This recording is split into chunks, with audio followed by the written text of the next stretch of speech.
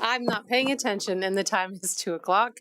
And I will call the Tuesday, March 24th, 2026 regular council meeting to order. I'll start with our land acknowledgement that the City of Fort Saskatchewan is located on Treaty 6 territory in Métis Nation of Alberta, District 11. We recognize that we stand upon land that carries the footsteps of many Indigenous peoples, including the Nehawak, Dene, Blackfoot, Saulteaux, Nakota Sioux, and Métis. The city honors the First Peoples of this land and is committed to fostering reconciliation through relationship building, knowledge gathering, and education. I think the people in our audience have been here before, but I will just remind you that the washrooms are in the main lobby. And if there's emergency, we're going to head out these doors and then straight out to the parking lot to the muster point. And if that is blocked, we will head out these side doors back here. Staff will get you to where you need to be. Thank you. I will look for a motion to adopt the agenda. Councillor Wesley, you are fastest. All right. So I move to adopt the agenda as presented. Thank you. Is there any changes? Not seeing any. I'll close the motion. Please cast your vote.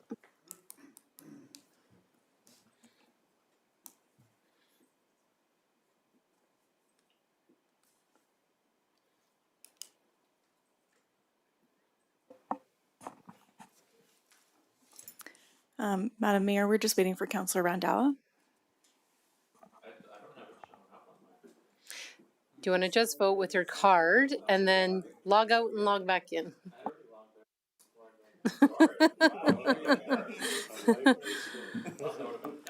You offended IT, I think, on the tour this morning.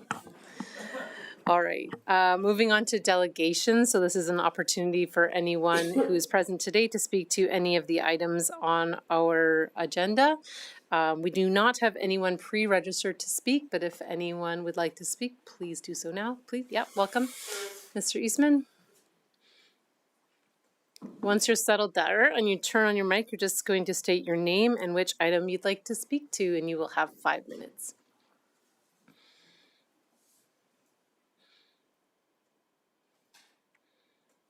Perfect. Okay, my name is Doug Eastman. I'm here to speak for myself and my wife. Both of us live along Greenfield Way, and we're here to speak to the traffic calming issues in support of the motion. So, hello, City Councillors and Mayor. I thank Councillor Blizzard for presenting the motion that administration, as part of the planned transportation master plan, include an assessment of the effectiveness of current traffic calming infrastructure on Greenfield Way against the city's traffic calming policy and consider additional calming enhancements if necessary. As residents living along Greenfield Way, we are growing increasingly worried about the safety risk posed by high traffic volumes, high speeds, and a lack of roadway safety design controls. Greenfield Way continues to experience exponential traffic volume increases due to the connection of Dillingham Avenue and Greenfield Link. Increased development with significantly higher density in both South Point and Meadowview areas causes many residents to drive through the estates via Greenfield Way. Many of these drivers have little respect for the neighborhood or posted speed limits. This continues to elevate safety risks. We ask the city councillors and administration to consider that Greenfield Way is designed significantly different from other collector roads in the city. Greenfield Way lacks many safety features that collector roads carrying high traffic volume should have. We would like the city and city councillors to consider the design and lack of safety barriers for Greenfield Way when evaluating the need and threshold for traffic calming. Traffic calming for Greenfield Way should be considered separately from other collector roads and should in fact have a lower traffic calming requirement threshold. Safety risks for Greenfield Way residents and users stemming from high traffic volume and speed are as follows. Lack of sidewalks increase the risk for pedestrians, including school children walking along the roadway. The same risk is presented for those trying to cross Greenfield Way. There's also limited safe space for bus stops and very limited safe areas for school bus children to exit buses and get home safely. increased risk when backing out, backing in, or turning into residential driveways along Greenfield Way. The lack of a safety buffer, curbs, boulevards along Greenfield Way greatly increases the risk to residents cutting the lawn, shoveling snow just feet from the speeding traffic. Lack of painted lines on the roadway indicating center and shoulders gives it a free speed way without any controls. The high school's nearby, foot traffic and often erratic driving also increase risk. There's a safety risk for those using the existing sport field bordering Greenfield Way, including high school students, because there is currently no 30-kilometer-an-hour speed reduction there. Safety also becomes an issue when frustrated residents express displeasure towards the disrespectful drivers. Safety risks are the primary concern. Couple safety risks with the noise from modified vehicles, motorbikes speeding by on your driveway, and you have frustrated taxpayers looking for help to improve their neighborhood. When speed data along Greenfield Way is obtained, the collection period should reflect a typical sample. Collecting or evaluating speed and vehicle count data when school is out for the summer and or long weekends does not necessarily reflect typical traffic data. We propose that implementing speed tables or bumps along Greenfield Way is the most effective traffic calming method. We feel the highest risk area, which is also the highest risk or highest volume on Greenfield Way, is between South Fort Boulevard and Greenfield Link. These speed tables or bumps need to be high enough to actually prevent speeding. The existing bump outs on Greenfield Way are not high enough to slow traffic sufficiently to control speeding. Sherwood Park has implemented these speed tables or bumps, which appear effective and workable for the road maintenance department. Our observation and police data indicate that driving behaviors are worsening. Drivers are becoming increasingly entitled, showing little respect or regard for neighborhoods, speed regulations, or safe driving practices. Monitoring enforcement practices have limited resources, resulting in little apparent effect. Once installed, speed bumps provide physical speed control 24 hours a day, every day. No additional policing should be required. Thanks for your attention in this matter. We sincerely hope that the increasing traffic volume, increased traffic speeds, Vision Zero, and the unique design of Greenfield Way are considered when evaluating the importance of implementing traffic calming along Greenfield Way. Many residents hope this motion passes so that traffic calming measures can be studied and implemented to improve safety for us. Basically that's all I have. Thank you very much. Just opening it up for any questions. Not seeing any. Thank you very much for continuing to come out and advocate for your community. Is there anyone else in the audience that wishes to speak today? Not seeing any. There is nothing on consent agenda, I do believe. So we will move on to approval of the minutes. Councillor Blizzard. I make a motion that we approve the minutes of the March 10th, 2026 regular council meeting. Thank you very much. Is there any errors or omissions? Not seeing any. I'll close the motion. Please cast your vote. Are you in?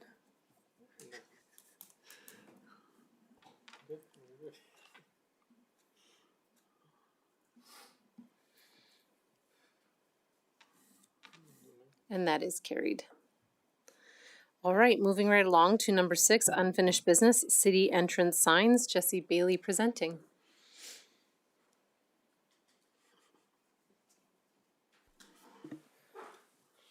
Awesome. Hello, Mayor and members of council. My name is Jesse Bailey. I'm the Director of Corporate Communications, and I'm here to ideally get approval on a design concept for the city entrance signage project. A couple recap notes. We're looking at updating 3 signs with this design, 2 of which will be moved to the municipal boundary. And after today's approval, we'll move into the next step of phase 1, which is the detailed construction design phase, or step. This will be managed by Mr. Schaefer's team, and he'll come back to present the landscape and electrical design work, as well as a full budget breakdown for the production, which is phase 2. So if you're looking for numbers and details like that, you're going to really love Mr. Schaefer's next presentation.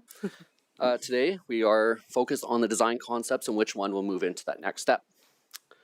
So let's jump into it. January, we came with these 3 concepts for discussion with council. Got a lot of good feedback on concept 2 and 3 for sure, with a couple minor revision requests. Concept 1 didn't get enough support, so it was cut from the presentation. In February, we came back and presented the revised concept 2 and 3, as you can see on the screen. The revisions were well received, and when it went to a vote, and ideally we landed in what I call a tie. So we had 3 councillors for concept 3, 3 councillors for concept 2. We believe these are still valid options though. They're strong and they were well liked, so we left them in for today's consideration. But we have brought 2 new design concepts forward for the discussion. Both of the design concepts were requested from council, so I'm sure the themes are not a big surprise. Concept 4 was a fort-inspired design request. So for this one, we aimed for a well-balanced look and feel. We have the top portion, which is the fort element. We focus on the watchtower, the forward-looking component of the fort, and blended it with a more modern feeling base. Concept 5 was another request, but unfortunately it came in right as the presentation was due, so we weren't able to take it through our official design approach. But everyone's probably familiar with these signs, so we thought a picture could suffice for the discussion. If council wanted to move this direction, we would of course bring it through our proper design phase. So before you today is 4 concepts for discussion, 2 existing and 2 new. Administration does recommend 1 is approved for the next step, and we are recommending concept 3 is approved. Mainly we don't have any feedback yet on the new concepts. And concept 3 of the existing designs was the one that had the most positive feedback from everyone we talked to. That's my presentation. I'm happy to answer any questions, and I'll leave it up on the summary slide. Thank you very much. I'll go to questions, but you can also go ahead with a motion if that is what you would like. Can I do both? Go ahead. I have one question, and then I'd like to move the motion. Jesse, of those 4 concepts, given your extensive communications experience and relevance in the field, if you put these things out in the wild, in their natural habitat, which do you think is seen from the road the best?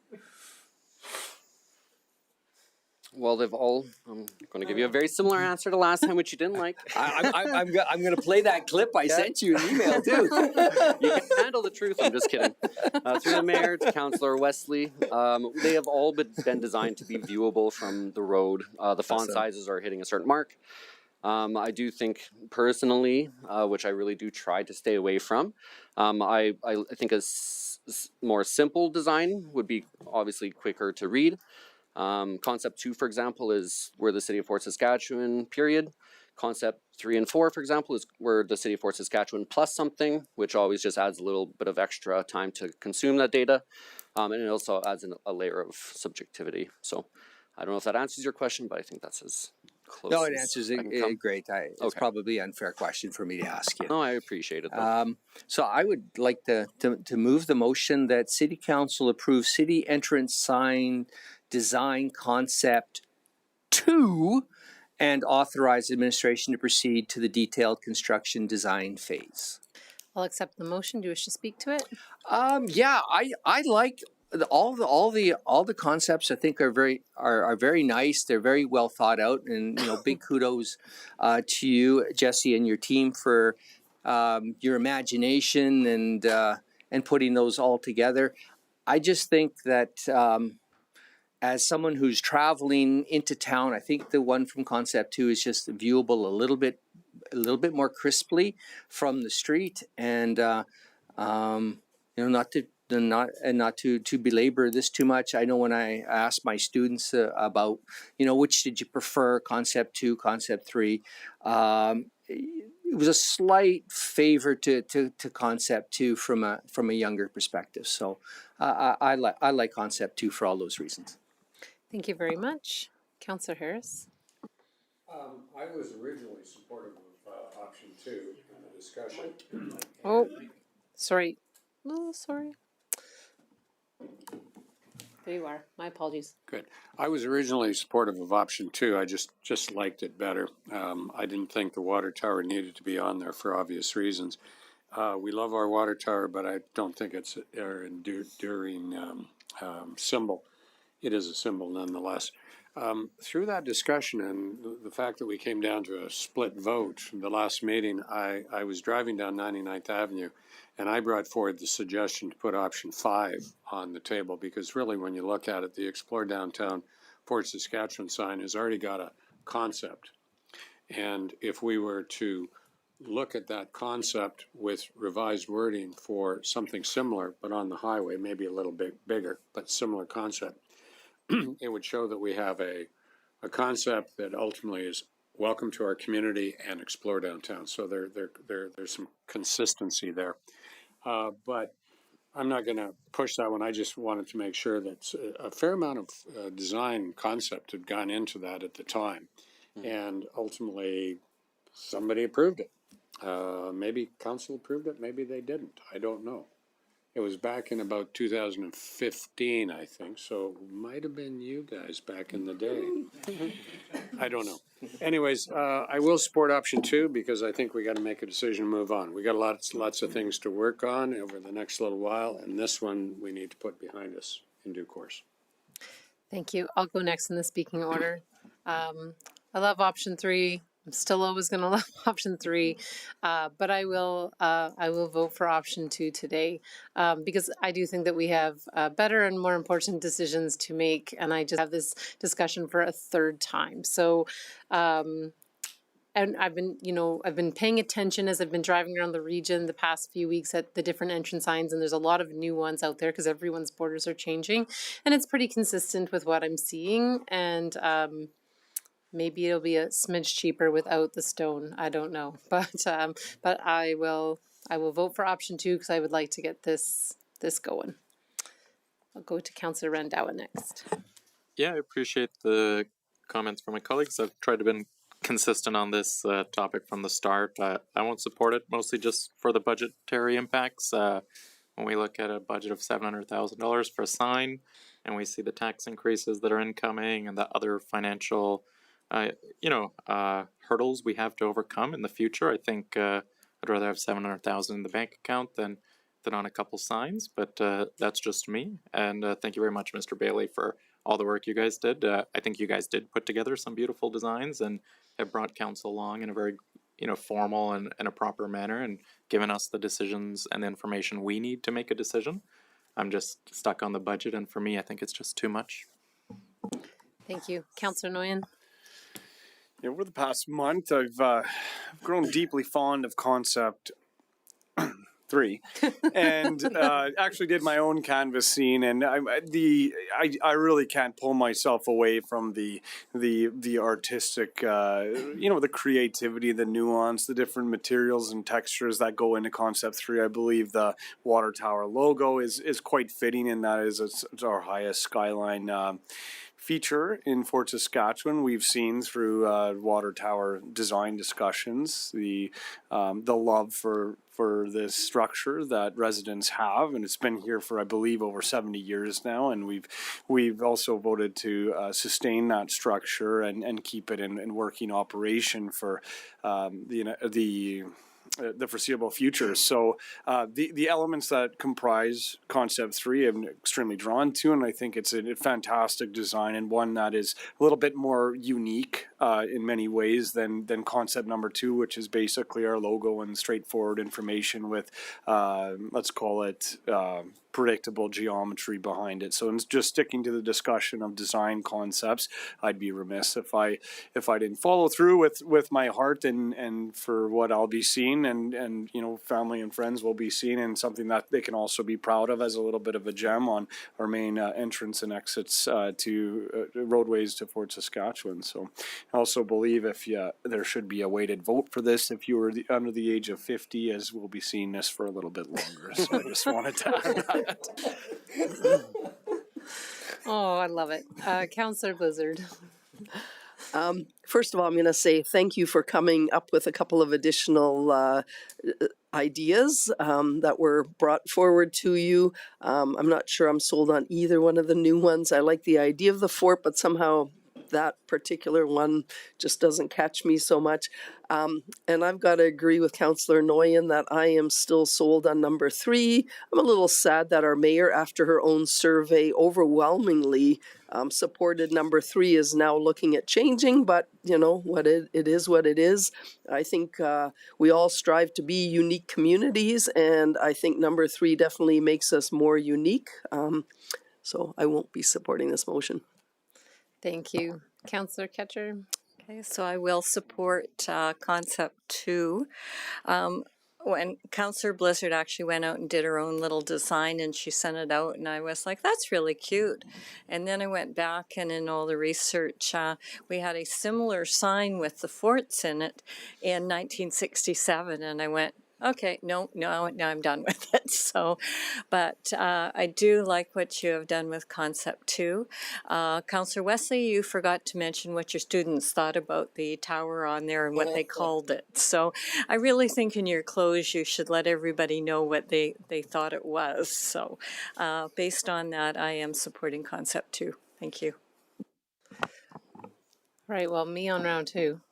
Man, you guys would make this so hard. I mean, I do love 3. I just don't know if we can get it to pass. That's all. I'm just not sure if it's the hill I'm going to die on. So maybe I'll just put the little flag that I'm still wandering around in my head. Councillor Wesley, go ahead and close. All right. Well, Mayor, I do appreciate your open-mindedness on this and your desire to have a sign. I think that's a testament to your leadership and your skill as a mayor, and I appreciate that. Oh. Anyway, to my beloved former mayor, now current councillor Ketcher, when I asked my students about I skipped this part, and Councillor Ketcher knows I've skipped it. I asked them about the 2 concepts, concept 2 and concept 3, and I had 2 or 3 students ask me, why in concept 3 do we have a barbecue? Well, and since all these students are under 21 and therefore fit Councillor Noyen's weighting as far as important opinions, we'll put great weight in that. But I do appreciate the debate, and I do fully respect on all of Council's very what would we say. Flexible yet firm stances on this, and it is an important thing in our city, and so it's kind of nice to have the debate, but it's also kind of nice to move on to the whistleblower policy, which I'm really looking forward to. Thank you for that. With that, I'll close the motion. Please cast your vote.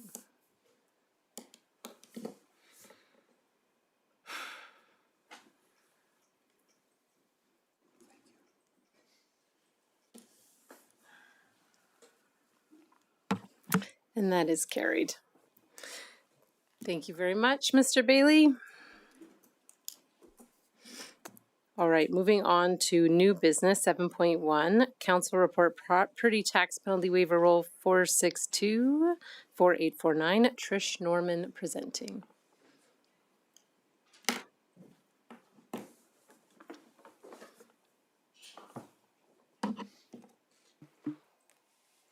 Good afternoon, Mayor Macon and members of council. My name is Trish Norman, Revenue Services Coordinator with the city.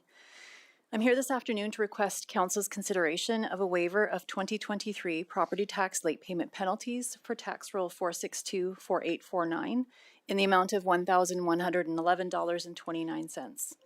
This request is brought forward in accordance with the property tax penalty waiver policy. In May 2023, the property owner submitted a formal application requesting a waiver of late payment penalties along with supporting documentation. By June 2023, the property owner had paid the full outstanding property tax arrears, including all penalties applied at the time. The request was made under compassionate grounds as outlined in the supporting documentation. Due to an administrative processing oversight, the application was not brought forward to council at that time as part of the usual process. Administration is now presenting the application so that council may consider its discretion in accordance with the policy. Under the Municipal Government Act, Sections 344, 344, and 347, council has the authority to cancel, reduce, or waive tax penalties. Administration does not have the delegated authority to waive penalties and must refer these requests to council for decision. The city relies on property tax revenue to fund municipal operations, and late penalties are applied to encourage timely payment. The city provides multiple payment options, including post-dated checks, online payments, and the Ford electronic payment plan, which allows for monthly installments. Penalties are applied progressively beginning July 1st, as established through bylaw. Administration recommends that council approve the waiver of late payment penalties in the amount of $1,111.29 for tax roll 4624849. This recommendation is based on the application meeting the criteria outlined in the property tax penalty waiver policy and the fact that the application was not presented to council at the appropriate time due to an internal processing error. I can now answer any questions. Thank you very much. So administration is supporting the waiver of this based on their belief that it meets the criteria of the policy. To the mayor, that is correct. Yeah. And then so if you want further information that would be considered private, I would take a motion to go in camera, or we can take a motion to, or we can just take the motion for the penalty waiver. If you ask questions and she deems them not appropriate, then we'll move in camera. Okay. Councillor Randawa? Yeah, I'll just make the motion that council approve the waiver of late payment penalties for tax roll 4624849, the amount of $1,100 yeah, for the amount distributed. Yeah. Thank you very much. I'll accept the motion. Just speaking in favor of that, I agree with the administration's recommendations. There's a compassionate grounds here as well as an administrative reason as well. So, you know, I think it's the right thing to do, and it's important to be compassionate for our residents. Thank you. We'll open it up for discussion debate. Not seeing any. Do you wish to close? I'll close the motion. Please cast your vote.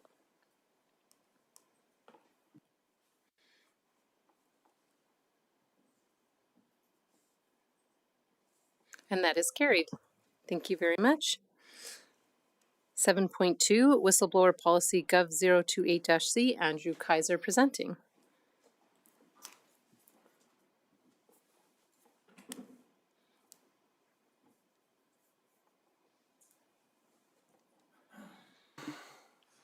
Good afternoon, Mayor and members of Council. My name is Andrew Kaiser, and I'm the City's Director of Legislative Services. And today I am here to present the proposed Whistleblower Policy Gov 28-C for Council's approval. As part of administration's review of governance policies and internal risk management controls, administration identified the absence of a formal citywide whistleblower policy as an opportunity to strengthen our fraud prevention and detection. The purpose of the proposed city whistleblower policy is to detect and prevent wrongdoing, which the policy defines as fraudulent activities or other actions leading to financial irregularities, unlawful acts, as well as acts or omissions that show reckless or willful disregard for proper management of public funds or assets, and directing anyone to commit any of the foregoing. As you see, the definition is focused on fraud and mismanagement of public funds, since, as the policy states, the city already has a comprehensive policy framework to address matters related to unsafe work practices, workplace harassment and violence, bullying, discrimination, etc. Fraud is a very real threat to every type of organization and industry, and municipal governments are no exception. According to the Association of Certified Fraud Examiners, or the ACFE, their 2024 report to the nations, of all levels of government, local governments comprise 23% of all occupational fraud cases. Although this is the lowest rate across the three levels of government, there is still, of course, a risk. The report then states that across all sectors, the median loss associated for fraud of an organization the same size as the city is about $130,000. According to the ACFE, the most effective method for detecting fraud is by far a tip from a source with knowledge of the fraud. 43% of all occupational fraud is detected from tips. And of those tips, more than half come from employees, then clients, then anonymous complaints, then vendors. So this policy helps address these top categories for detection while supporting the city's existing policy framework. So the policy applies to employees, vendors, contractors, volunteers, and others providing services to the city so they can report wrongdoing. It establishes protected disclosures made in good faith by those who have information respecting wrongdoing, and it establishes a third-party reporting platform as well as investigator. The third party would provide the city with a summary of any complaints made, as well as a risk assessment and recommendation of whether an investigation is warranted. Fraud detection and prevention are fundamentally about protecting taxpayer dollars and maintaining public trust. When fraud occurs, it impacts, or the impacts are borne directly by the community. Whistleblower policies have proven to be the most effective method of fraud detection across jurisdiction and sectors. And because of this, administration recommends the approval of the whistleblower policy as presented. I'm here for any questions you may have. Thank you very much. Councillor Harris, you are first. How do you plan on administering this? Because I don't see any procedures. So is it going to be something that you're going to put down in administrative procedures so that somebody would not have to kind of dream up how they're going to go to this third party? Through the mayor to the councillor, the policy sets out that the recipients of complaints are the third party vendor. And then assessment of the complaint is given to administration, two members of administration to kind of triage, and they would then determine whether an investigation is required. And that would be conducted by the third party. The assessment criteria hasn't really been hashed out yet, and that would come in the form of a procedure, which has not yet been prepared. We would work with the vendor, because contract negotiations are still ongoing, to determine what exactly are these reports going to include that administration can use as decision criteria, and then we can better flesh out what that process will look like. Yeah, and I understand that. I guess what I'm getting at is what is the guidelines for somebody that just for whatever reason decides they need to blow the whistle, and respecting that could be a very, very sensitive and very challenging thought process for somebody to embark on. Is there some direction so that if any one of our staff decide that they want to blow the whistle, that they are, they will know where to go look to see what the process is? Because the policy is a policy, but the policy is not indicative of what do I do now that I've got something? Who is this third party? Now, I realize you're in the middle of that sort of stuff and that hasn't been defined yet, but will that be part of the communication in our staff context that will allow people to know that they have this option if they are aggrieved of something that's happened? And the second question that I've got, I respect the fact that you've separated this into a fraud context, but there are other avenues where people may choose to be whistleblowers for unbecoming behavior of an individual in the organization they work with, but that they're sensitive in respect to saying it. Maybe it's a superior-inferior relationship, and you say that those things are maybe I don't understand our policies in that other regard, like sexual discrimination or something of that nature. Is that clearly defined so that people know how they basically proceed in those contexts? I'll answer your first question first, so through the mayor to the councillor. Your first question was about how we're engaging staff to let them know that this program exists and how it operates. Mm-hmm. And that was something, we did a request for quotations, and part of that engagement was ironing out exactly what that is going to look like. So there is an onboarding process with the vendor where they give you kind of template publications and they build out a reporting environment for the city. And so those communications are going to be made to staff on what this program is for, the purpose of it, and exactly how you can report. And it's multi-channel reporting, either by telephone call if people are comfortable. There's even email and text reporting and a dedicated online platform. So there's multiple channels. And then the second question, we do have an existing city policy framework and robust investigative processes for other workplace investigations. Our People Services Department regularly works with external legal counsel or can manage certain investigations internally. And so we did want to specifically compartmentalize this to fraud because we didn't want to encroach on those existing investigative processes that have proven to work over time. Do those other processes, are they confidential in nature to a point? Ultimately, if somebody brings forward a complaint, say in a supervisory context, it's ultimately going to be investigated in an appropriate manner, as you've just indicated. So people understand how they need to do that. And that would be probably not too dissimilar to the way this is going to function once you get your third party on board. Is that correct? Through the mayor to the councilor, that's correct. I'm not intimately familiar with workplace investigation processes, but I do know that they are treated with utmost confidentiality. Okay, so it's a work in progress in relation to how this is going to unfold and how our staff will know they should proceed in due course. The whistleblower policy, yes. Okay, thanks a lot. Councillor Randhawa.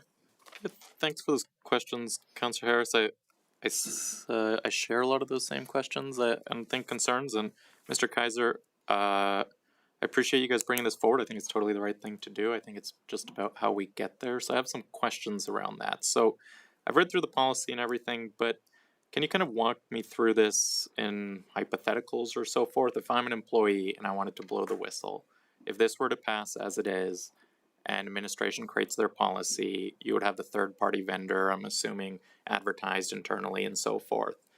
As an employee, I could call that number and lodge my complaint. What happens post that? Through the mayor to the councilor. So yes, you're correct. There would be multi-channel reporting. Someone could call, if that's traditionally what the hotline is, so someone could call and make that complaint. Within 24 hours, we administration, depending on who the whistle is being blown on, would receive a summary report of what type of complaint, an overview of exactly what alleged fraud has occurred or alleged to have occurred, and then a risk assessment of whether it is high profile or relatively inconsequential, and then they would give a recommendation on whether to action an investigation. And then that investigation would be either through this vendor or it could be managed through separate external legal counsel. But the selected vendor, they do have forensic accounting expertise and legal counsel incorporated. So they would then be able to action an investigation and work with administration to acquire any necessary information. Okay, and so the investigation concludes, that report then goes to the directors of HR and Ledge Services, and then they take that to LT? Well, through the mayor to the councilor, that's what we're gonna flesh out with the selected vendor. So they are the experts in fraud investigations. So exactly what the next steps look like depending on the situation. It very well might warrant a criminal investigation and we would be working with the police. But there might be certain situations where we can action it more adequately internally. It really does depend on the context, and that's why we haven't gone down to that level of detail, because we haven't entertained every hypothetical Okay. in this policy. Let me take a step back then. Regardless of how the investigation proceeds and whoever it reports to within the org, at what point would it come to council? Because that's what I feel is missing in this. Right. Through the mayor to the councilor, really certain workplace matters are sometimes brought by the city manager to council, deemed as necessary. But as of right now, council isn't really involved in this policy as written. Okay.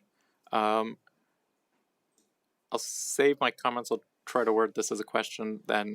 So that's one of my big concerns is, and no comments towards our city manager is great. We create these rules for bad times and future situations. So as a council, if we approve this policy, how are we going to be comfortable knowing A, we'll be made aware of any wrongdoings, and B, if those wrongdoings include our only employee, how will it actually go through the channels in a safe, responsible way to also come back to us? Like that's where this whole policy falls apart for me. So I don't know if that requires us going back and doing more work or not, or maybe I'm missing it here. Through the mayor to the councillor, I don't feel like you're missing it. It wasn't really contemplated in the policy. There was an earlier iteration that I believe was shared with council, and I wasn't there for those discussions. I do have an amendment prepared to include council when the complaint involves any member of the leadership team, but it sounds like you want maybe a step further in that council is made aware of all whistleblower complaints, or perhaps like a summary report periodically, or can you just give me a sense of what you'd be looking for? Yeah, so as like the board of this organization, I feel council has an obligation to understand every year, every quarter, how many are ongoing, how many have concluded, what was the total amount of this. I think without having that information, we have a large blind spot as a board that is responsible not only for the city manager, but all the employees under them as well. So yeah, I would want more of that, and also that formalized in this policy to make sure council has that safety net. And through the mayor to the councillor, if I could just ask, would you be looking for reporting of alleged fraud or reporting of verified, confirmed acts of wrongdoing?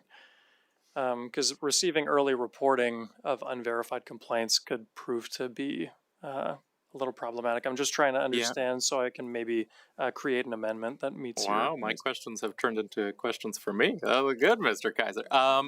I think there's two buckets, right? Like I think there's one where it's verified fraud, maybe whatever confidential summaries could come to council, including those dollar amounts and so forth. I think there's another bucket of ongoing investigations or unverified that council also should know of at any given moment, that at this time there are two ongoing issues under 50,000, let's say, and at least council can be aware of that. So I would assume it'd be both buckets, but I can't speak for the rest of council. Okay. And sorry, Mayor, if I can just, maybe we'll close this out a little bit. We do have a triannual reporting mechanism where we can share confidentially certain matters of administration with council, and perhaps that would be a good place for that type of reporting. So we could amend the proposed policy to just specify that as part of our triannual reporting process that exists, we could include both, I think, of what you're looking for, because that includes any matters that we deem would be of concern to council. Okay, I can pause my question now, see where the rest of council is. Perhaps then I could even refer this back to a future council meeting to get, stronger policy on those areas. Thank you. Councillor Blizzard. I'm willing to make the motion if we can then maybe make amendments if you'd like. Go ahead. It's okay. Okay, I make a motion that council approve the whistleblower policy GOV-028-C as set out in Appendix A to the request for decision dated March 24th, 2026. And in speaking to this, I have some questions. So I'm still not quite clear on this third party. The way you talked, I kind of felt like it was like someone could come to me and go, gee, I heard someone, or a volunteer could go to, whether it's you or, someone else they're working with, and talk to them first and then maybe get information on what they should do, because nobody's going to know, especially if it's a volunteer with the city. Or every time they volunteer, do they get a big long thing that they're supposed to make sure they remember all that? Through the mayor to the councillor. So just so I understand, you mean as like familiarity with the whistleblower policy, you mean? Like it would be tricky for volunteers? Yeah, so you kind of mentioned earlier that we're all could be a third party. So is that where, gee, I could go to Troy and say, gee, I kind of think Lisa's doing something wrong. We know she isn't, but so or is it where if someone came to me, I would just say, here's what you do, or are they all, there's an external number they call, like we call 911 for emergencies? Yes, sorry. Okay, now that I better understand, through the mayor to the I'm not councillor. saying it right, sorry. We do have a definition for investigator in the policy, and yeah, I of course have it up on my laptop, but not my iPad in front of me. But we set out in the definitions who would be receiving the alleged wrongdoing and processing it as a protected disclosure, and then they would prepare the summary report. I know in these discussions we've used the term third party, but that doesn't mean just anyone outside the city who you'd, or even within the city, you'd report your wrongdoing. There's a channel in which a whistleblower complaint is made so that we can verify it's a protected disclosure, and that way people are, staff or vendors are protected from any repercussions, and it's appropriately actioned through that platform. I think I'm Okay, so so someone there would be like a 911 idea, but a whistleblower number exactly that right. we would pay then that organization or whoever. So I assume they're already doing that. So we just have a subscription to them.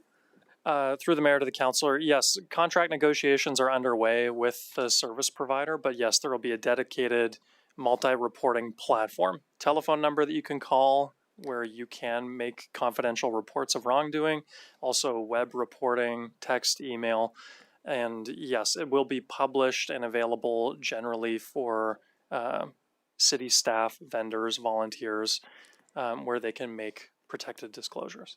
Okay, and then it would be broadcast so that if someone came to me and said something that where I'm like, "Ooh, I think this is what you're talking," just like an emergency, someone falls down, they're like, "What do?" I go call 911. So I would say to them, call this number and talk to them. Through the mayor to the councillor, exactly that. Yes, there will be a dedicated phone line as well as other ways that they can make reports.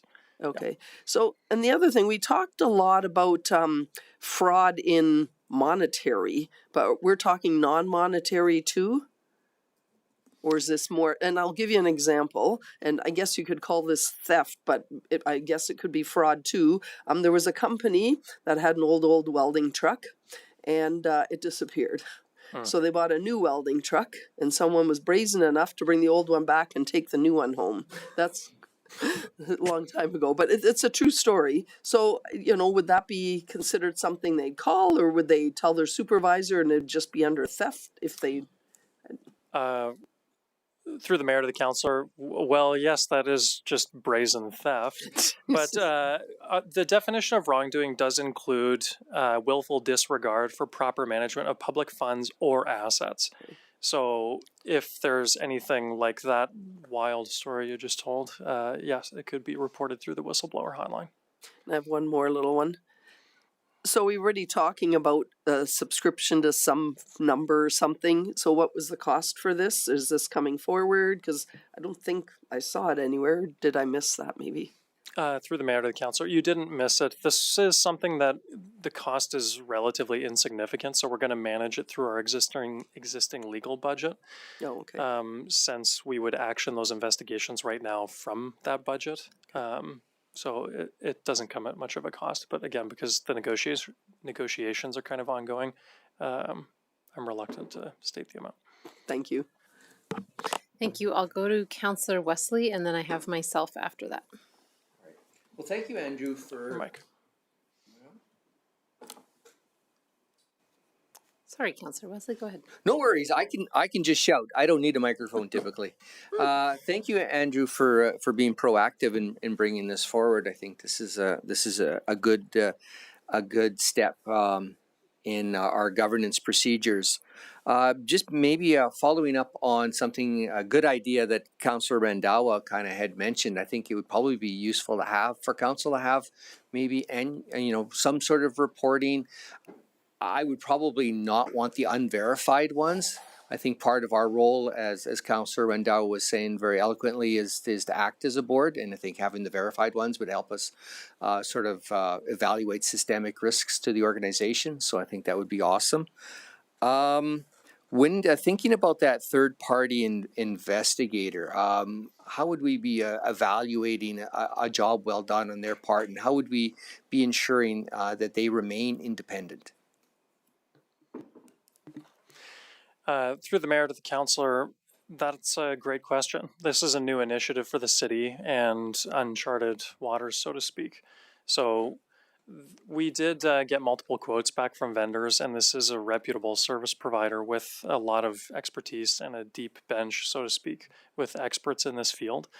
So I would suspect that they would be high quality reports and investigations, but this is an initial engagement and a new initiative for the city. Measures of success, it's difficult to say. We haven't really had a program like this before, and so no data to pull.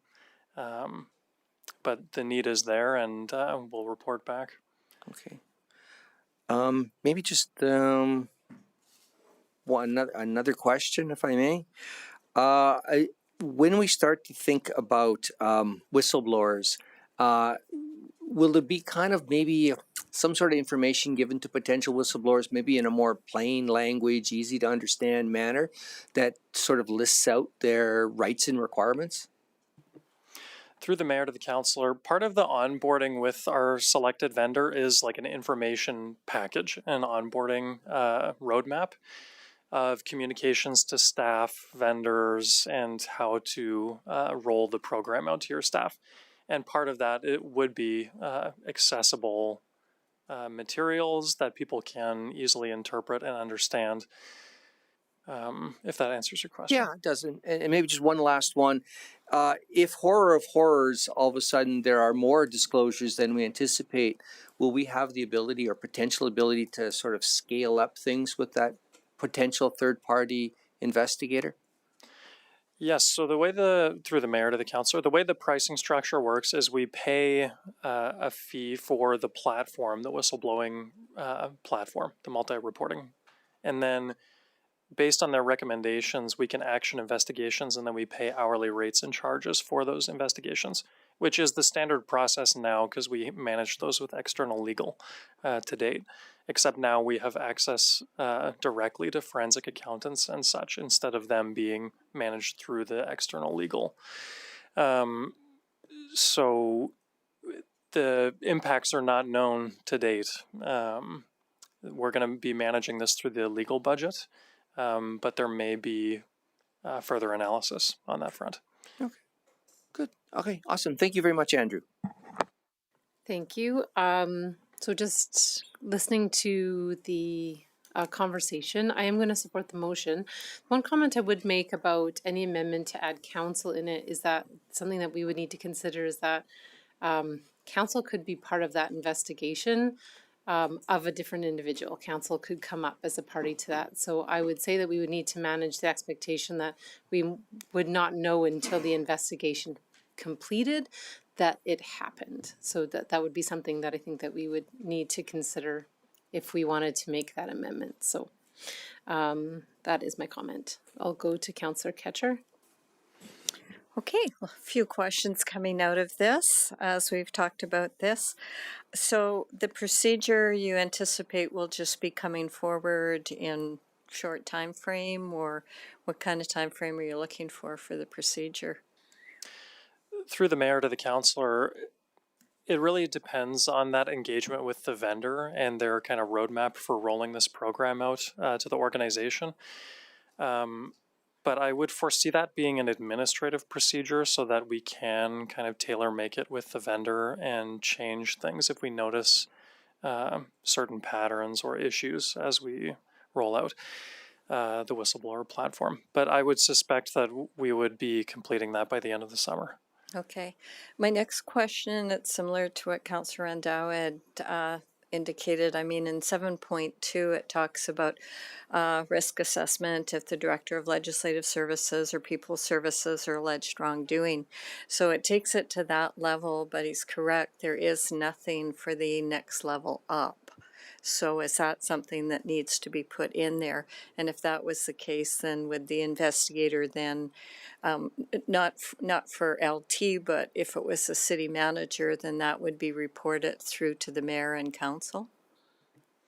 Through the mayor to the councillor, that's right. So the Director of Legislative Services and People Services is the first reporting line. And then the next section sets out that if either of them are involved in the alleged wrongdoing, it would go to the entirety of the leadership team. And then, as I mentioned to Councillor Randhawa, I do have an amendment or a amendment prepared so that if it involves the leadership team, it would go to council and they can work with the external investigator. But that's an option before Yeah, council. and the only reason I ask that is we only have one employee. So if it's with the rest of the leadership team, that falls under the city manager to do the action towards that. But if it's a city manager, then it's city council. Through the mayor to the councilor, it is a complicated decision to make because there are relationships at play and superior subordinate relationships among the leadership team. And so it is challenging to come up with the ideal reporting structure. Okay, no, that's fine. And I would not want to see unverified ones. I'm not sure even the verified ones. I think the city manager keeps council apprised if there's anything going on within the city already. I think the city manager does a great job if there's something happening. So I guess if it was in an in-camera report, just of anything that was verified or action taken maybe, but I wouldn't want to get down into the weeds on that one. Last question, statute of limitations for wrongdoing. What's the statute of limitations? Through the mayor to the councilor, there is the Provincial Limitations Act that sets out the 2-year standard timeframe for making claims. How it interacts in the context of this policy, that's perhaps something that I can work out with the external investigators, the experts in this field. I don't really feel like I have the perfect answer for you at this time. No, and I appreciate that, but I think it's something that could come to pass when somebody says, oh, I saw this one doing this 3 years ago. Now I want to bring it up because I don't like that person anymore. Or, you know, I think there has to be some credibility or the statute of limitations on, you know, how long you can bring this forward or how long you wait. So just something, I will support the motion as it is. I think it needs to get started. And I do appreciate, I'm going to say I do appreciate the third party component, because for me, if I was an employee back in the day, I would have found it very difficult to go to anybody in leadership team, even if it was the director of something, because I would not have the confidence to say my name will be protected. I see how any organization rumors spread like wildfire. So I really appreciate the fact that you put in the third party investigator in this. I think that will really help us and make people feel confident. So thank you. I will support the motion. Thank you, Councillor Rendawa. Yeah, I would like to either put forward an amendment or a referral. Can I get a recess to then discuss that probably with Mr. Kaiser for like 5 minutes? Yeah, absolutely. We'll take a 5-minute recess to 3:03. Awesome. Thank you. Oh, Councillor Harris? So the question that I have relates to the fact that typically what we're talking about is fraud, which typically has a financial context. How do the auditors fall into this thing? Is it after the fact? Because ultimately the auditors would typically, you know, with their limitations as to the scope of their engagement, is typically at a fairly high level. How will they factor into this so that ultimately there's appropriate communication such that we will, if it's fraud and it's financial, then we're going to have to modify policy and procedures from a financial standpoint, and the auditors would likely have some sort of opinion on those things. How do you anticipate the relationship, you know, the one-off with the auditors on these sorts of things? Through the mayor to the councilor, exactly what the communication channel to the auditors looks like in the event of a report of wrongdoing, I'm not sure at this stage, but I do know that year over year with the auditors' reports, they have recommended that we develop a whistleblower policy. So this is a response to auditor recommendations over the years. Exactly what it looks like in terms of communicating either alleged or verified events of fraud. I'm not sure I can say at this point, but that it will be something that we iron out. So it's safe to say that as this policy evolves, if we approve it with or without changes, that ultimately it'll be a work in progress so that we will work to ultimately ensure that we administer it in an efficient manner and that people are free to be able to blow the whistle as the need arises. Through the mayor to the councillor? Yes. Okay, well, I'll support it. Let's see where it goes with the discussion from this point forward. Okay, thank you. We'll go to a break for 5 minutes, just to give Councillor Ndawa enough time to set up an amendment. And so 5 minutes, 3:05.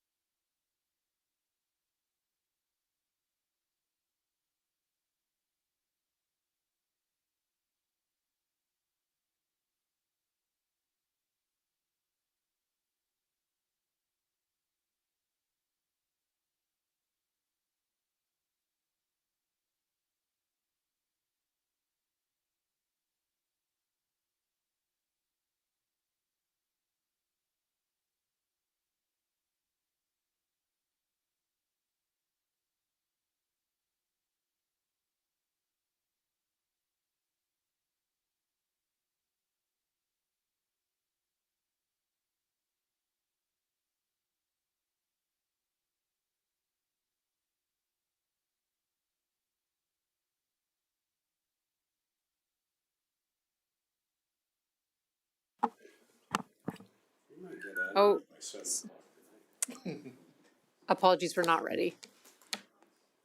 I'm so sorry. I,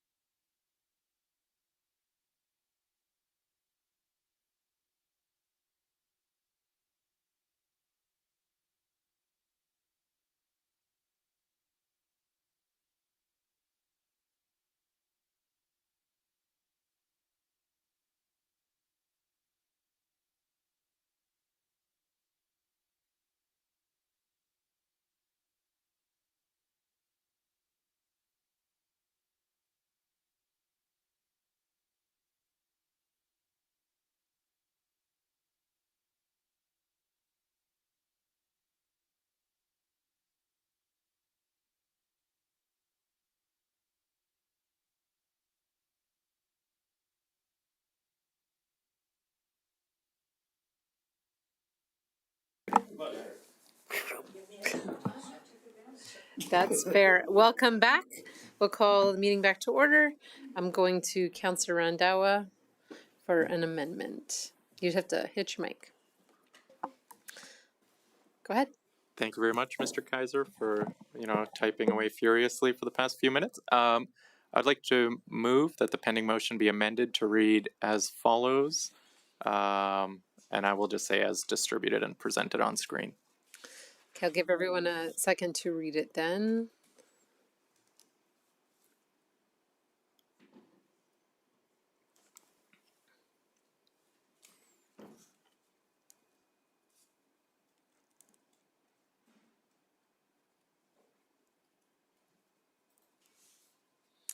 I'll accept the motion. Do you wish to speak to that amendment? Yeah, so this amendment will do two things. One, if approved, we will still approve the policy that we've debated, so at least we have something in place for the time being.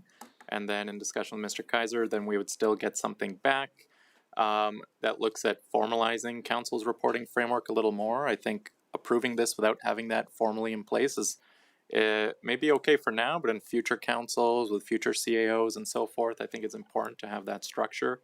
And we'll also look to have proper, procedures around if any of these whistleblower activities would involve our only employee or senior leadership. So I think those are important things to consider for council. And by doing this, we not only approve the existing policy, but we'll look at strengthening it, I think, to the level that it needs to be. So I'll leave it there. Okay, and just wrapping my head around this, if we approve the amendment, we go back to the original motion and approve that too, or will it'll all be approved as one? To the mayor, so this amendment is to the motion on the floor. So Councillor Blizzard's motion would effectively be substituted with this wording. So if the amendment is approved, it would change the wording, but then a vote has to be cast whether or not to actually enact this. So two motions. So two motions. Okay, that's what I thought. I just, I ran into this at a different meeting and then I got myself a little confused. Councillor Ketcher on the amendment. Okay, so I'm fine with this. I had a thought when I was walking upstairs, and I said to Mr. Fleming, I said, so this deals with employees, it deals with leadership team. I said, so what happens if somebody blows the whistle on council? What happens? Through the mayor to the councillor, I was a little bit distracted, but I think I caught the punchline there. If a whistleblower complaint is made against council, Yeah. what is the? Yeah. It would be a standard protocol. It would go to the Director of Legislative Services and Director of People Services, and it would be actioned with the investigator at that level. Okay. So then does city council have to be included in definitions and within that anywhere? Because it's not referred to anywhere in there.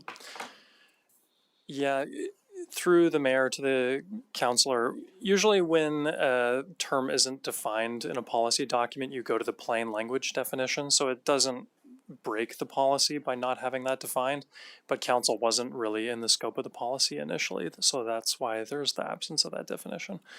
Okay. But that would be part of the changes we make when we come back by the end of the year.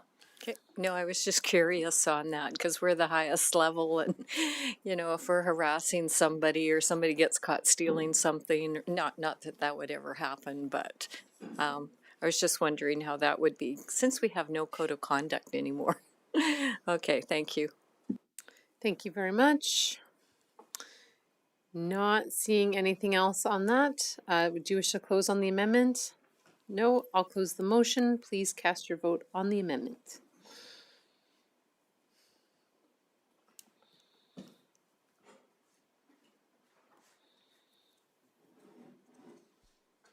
And that is carried unanimously. Going back to the main motion, is there any other comments or debate? Not seeing any. Councillor Blizzard, do you wish to close? No, I will close the motion. Please cast your vote.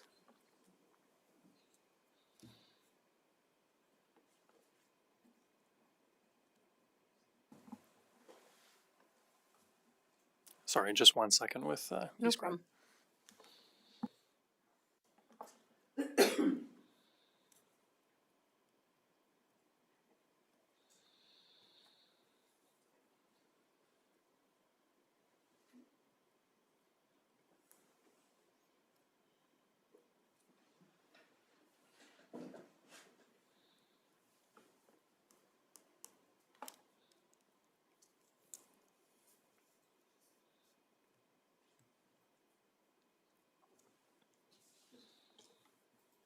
Did you vote?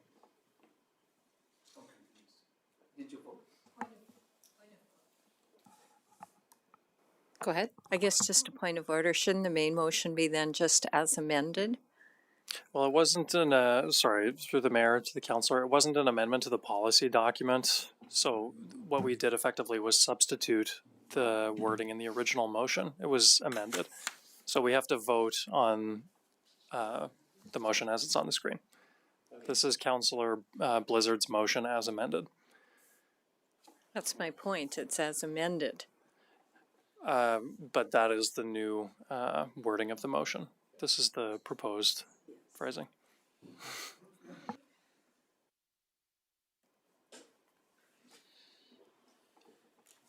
Thank you, and that is carried unanimously.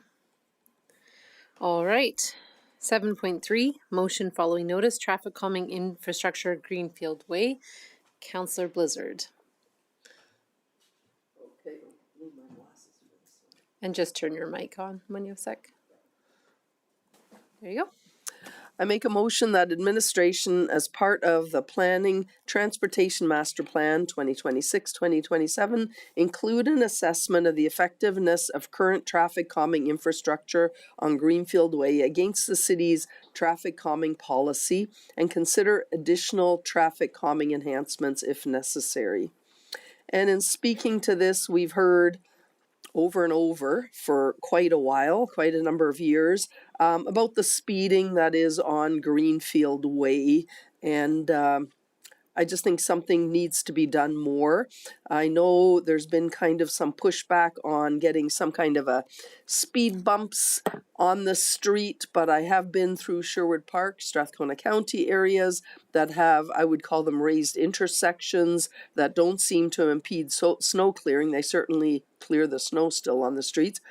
And as a matter of fact, I've been on a street that has 17 old style, and I would say quite large, speed bumps that also gets the snow cleared. So it's not impossible.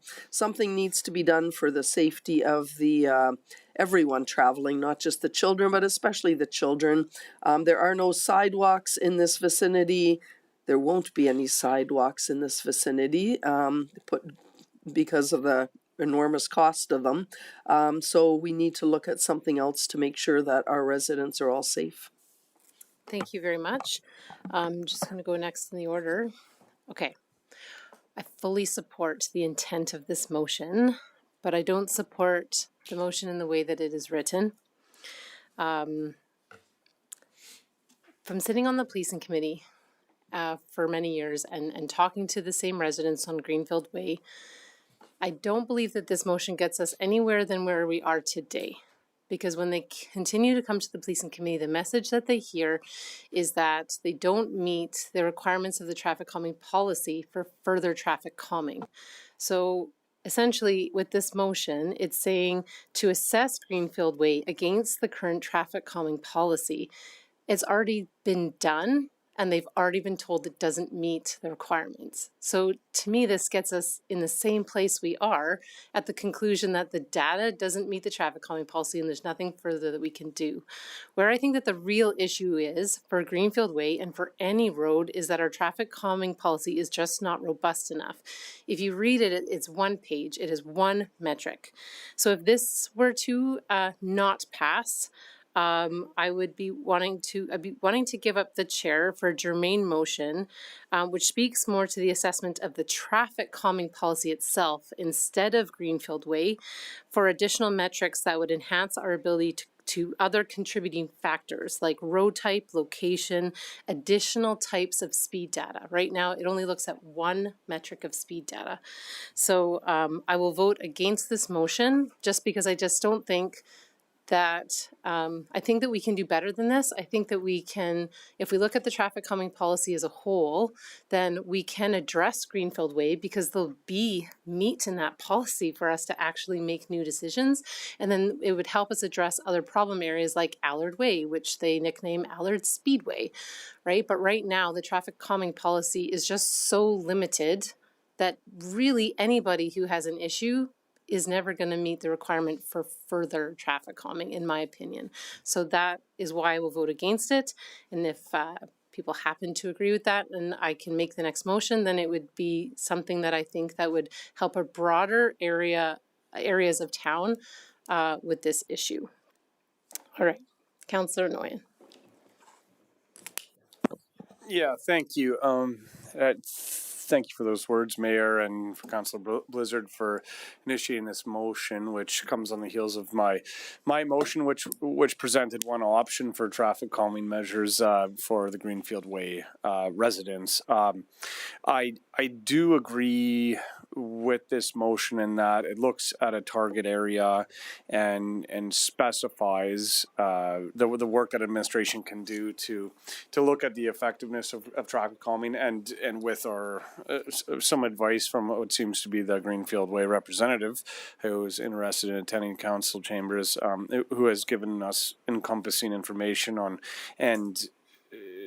what is happening on Greenfield Way and as well some solutions that he would like to see applied to the road network there. I think looking at this area and being as problematic as it can get would be merited, and so for that reason I would support this and don't disagree with Mayor's words in that we can look at it at a broader scope and have it addressed in that capacity. So I would agree with a motion germane to this, although I do think that having brought this forward myself, I'd be remiss if I didn't support the identified area and the measures that can be taken in the short term to alleviate some of the pressures of traffic madness that seem to be occurring in this otherwise would be calm neighborhood. So for that reason, I will support the motion.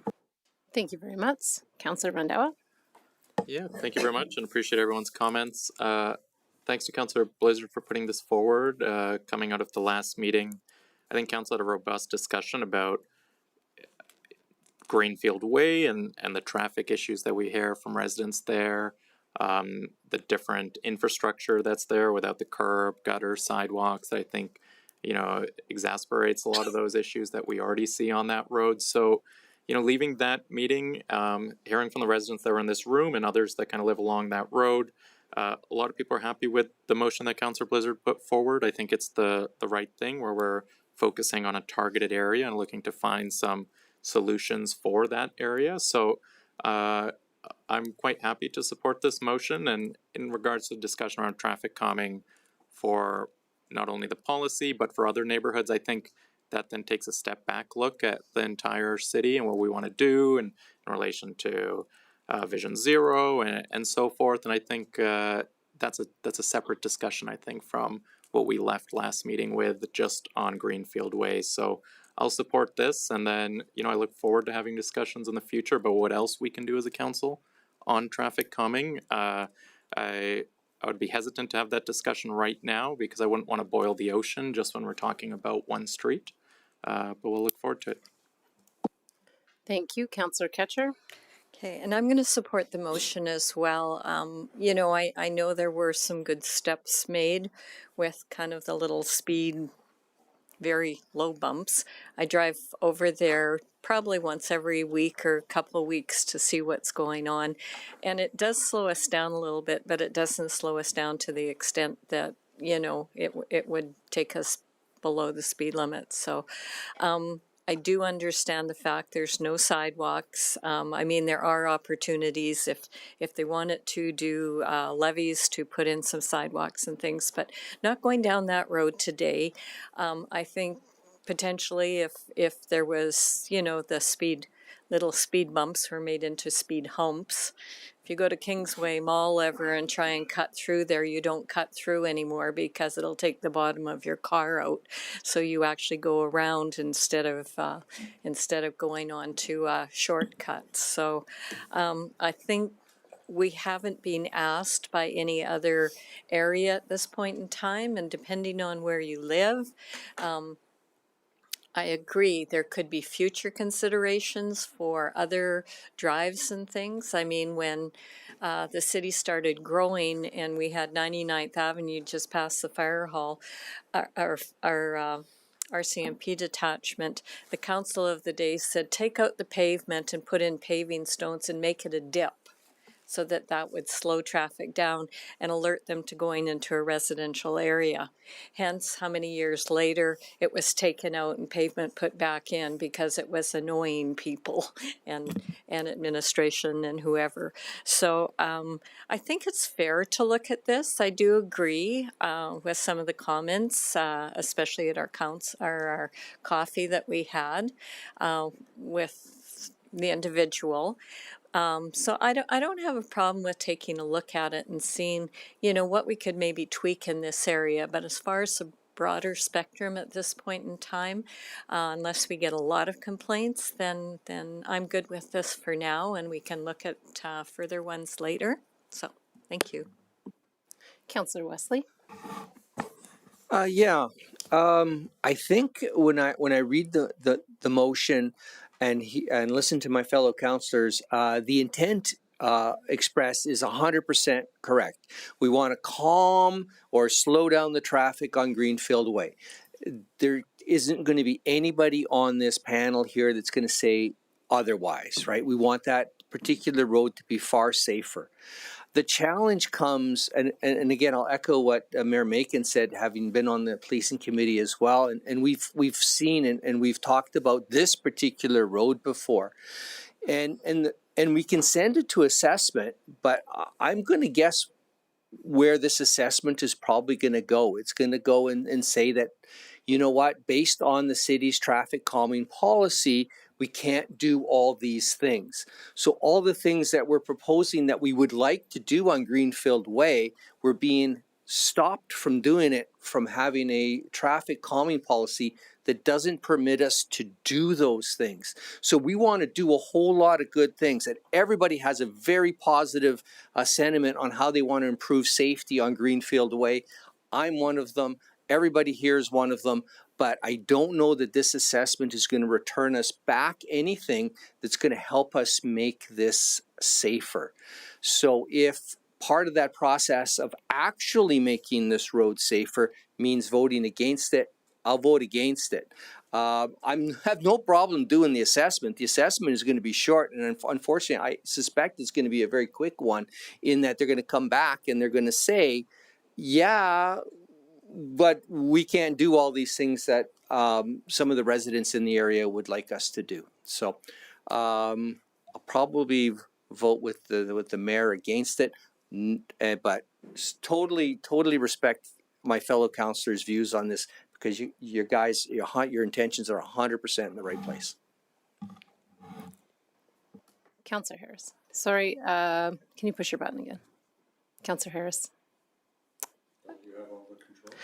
No, I went to turn off your, Counselor Wesley's and I hit, your button, so my apologies. I Go thought ahead. you had all the power there. Not unless you buzz in first. Okay, fair enough. Interesting semantic discussion as to what we want to do. I think the simplest thing here is get rid of the stuff as part of the planning transportation master plan 26-27. I think we just want to determine the effectiveness of the current traffic calming infrastructure on Greenfield Way and make recommendations to address the concerns of the residents, which relate to speed, volume of traffic. I have no problem with. If people want to drive on that road, it's a road and they're entitled to drive on the road. Can they do so in an unsafe manner, speeding? No, they shouldn't, and that's an enforcement issue. But we tried to do some things a number of years ago with those two intersections, and it apparently has not done what it was intended to do. So I don't care about the traffic calming policy. I want to look specifically at what happened, why hasn't it worked, and what can we do to make it work. And alternatively, coming out of that, I think anybody that's driven on Boa Vista Drive in Sherwood Park would know that that was, and I worked with Strathcona County when it was issued back in the early 80s. And it finally got resolved, and they went with 10, whatever they want to call them, speed bumps that have things on either side. And that has slowed the traffic down. And it probably has frustrated people who chose not to drive on Boa Vista get between Sherwood Drive and Broadmoor Boulevard. So they go back and forth. So all I want to see coming out of this thing is, what did we do? Why did it not work? And what do we need to do to address the speed and volume issues on Greenfield Way? So will this, and this is a question of the administration, of the manager, will this, is this what you would see happening in terms of this assessment if this motion on the screen passes? Mr. Fleming? Through the chair, I'll get Mr. Schaefer to answer just work. because he's been engaged in this. Okay.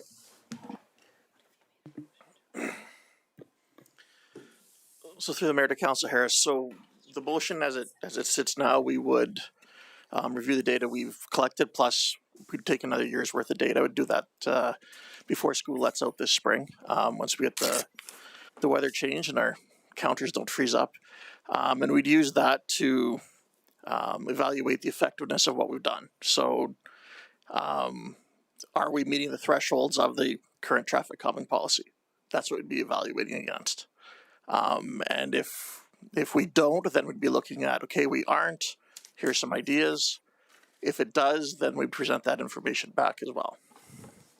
So you're saying that we would have to adhere to the traffic calming policy, which I'm hearing from these two learned colleagues, that it only has one metric against which it would be assessed against, which effectively would not do anything. Through the mayor to Councilor Harris, so the policy, I'm off the top of my head, I don't have it in front of me. I know that it uses a threshold of 85% of traffic going 5 kilometers an hour over the speed limit or less is the hard one. And I think there's a shortcutting one, but that doesn't really apply in this case as it is a collector and meant to take traffic from between the neighborhoods. So Exactly. it would be just applied to the speed side of it, and then we would evaluate, does it meet the policy?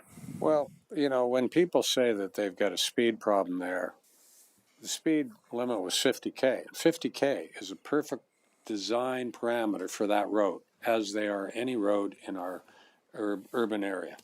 But we have arbitrarily chosen to remove it down to 40K. So it's not that it's unsafe, but in the minds of the people that ultimately have concerns about this, they see that 10K jump as unsafe. Well, I don't think it's unsafe. It's just the fact that it's not consistent. It's not consistent with the with what council is trying to achieve through Vision Zero. So what I want to see happen is that we conduct a review of the effectiveness of those two things. There's got to be different things we can do. And so what are they, and what would it cost to put it in? And would it achieve the outcomes that we would expect going forward? Because what we've done in those two areas have not done it. And I think we all know that categorically. So if this passes, what happens? We're constrained to this one metric? Because if that's the case, I want to see a much broader response to this. Forget the traffic calming policy. Just look, did what we do there work or not work? And it hasn't worked. So what do we have to do to make it better? Through the mayor to council, I think so when I look at the way it's written, we'd evaluate it based against the policy. Is it meeting the thresholds of the policy? So when we go out there and meet and check the speed data, are we below the threshold or over the threshold based on where it's at today? And then we could take the next steps forward. But we're evaluating against the policy as it is. So that would be the piece that we'd be looking at. Well, I want a broader look at it for Pete's sakes. So, ultimately, what do we have to do with the, with the geometry of the road network and take a look at it from that standpoint in terms of achieving. But it is a collector. I live on West Park Way, and it's a collector, and I've got people going by my house for the most part at 40 or 50, and I don't think the 50 is unsafe. It's the 70 that, is unsafe. And the people on Greenfield Way, if they see somebody going 70 or more, obviously that is a major concern. So I'm on the horns of a dilemma here because in one regard, I support the review, but if it's going to be a narrow review, well, then it's a waste of time. So I'm looking for some direction here. I think Councillor Wesley has an amendment. Okay. Yep. Well, that said, good. Are you good then, Councillor Harris? Yeah, and I needed to hear that because we just want to address this issue, but the broader issue of speed in our whole community needs to be addressed. So if that comes out of this amendment, that would be a good thing too. That'd be a good outcome for our community in a broader context. Thank you. Councillor Wesley. Awesome.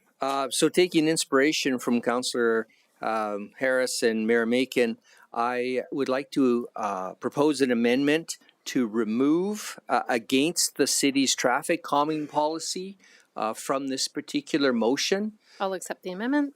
Okay. Do you wish to speak to it? Yes, very much so. I think we're stuck in the horns of dilemma, as Councillor Harris has said, is that we're being bound by the city's traffic calming policy, and our intent is to look at that road and come up with safety improvements for that road. We can then do that without this constraint, see what we would like to have, and then maybe move forward with a deeper, more fuller assessment and still maintain the exact focus on Greenfield Way without maybe making it so all-encompassing. Thank you very much. Councillor Blizzard on the amendment. I guess the only issue is, I guess you need some kind of parameters though, right? And I guess that's what the traffic calming policy does.